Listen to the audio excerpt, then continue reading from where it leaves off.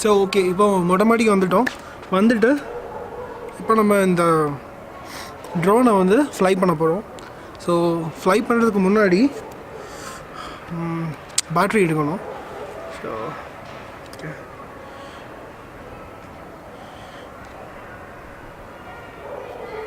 So இந்த battery எடுத்துகிட்டு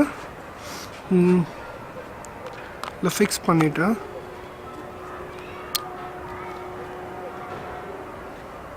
டைட்டாக ஃபிக்ஸ் ஆகிருக்கு.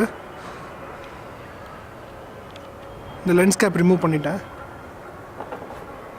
ஸோ நெக்ஸ்ட்டு இதையும் இந்த ரிமோட் கண்ட்ரோல் ட்ரோனையும் ரிமோட் கண்ட்ரோலையும் பேர் பண்ணணும். ஸோ பேர் பண்ணதுக்கு ஃபஸ்ட்டு நான் ஃபோன் எடுத்துக்கிறேன். ஃபோனை எடுத்துகிட்டு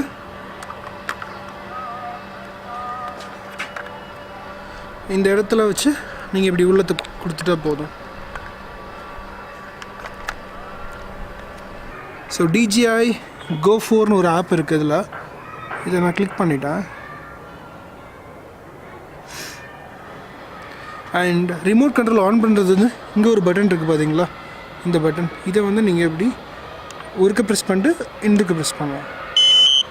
ஃபஸ்ட்டு ஒரு ப்ரெஸ் பண்ணிக்கோங்க, செகண்ட் ப்ரெஸ்ஸை 3 செகண்ட்ஸ் பண்ணிக்கோங்க. இந்த மாதிரி ஆன் ஆயிரும். ஃபுல் சார்ஜ் இருக்குது.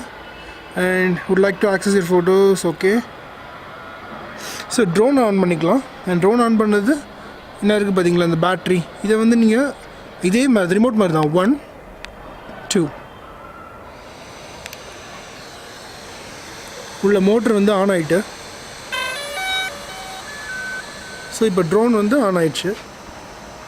ப்ரொப்பலர்ஸ் எல்லாத்தையும் இந்த மாதிரி விரிச்சு விட்டுட்டு வைக்கிறேன்.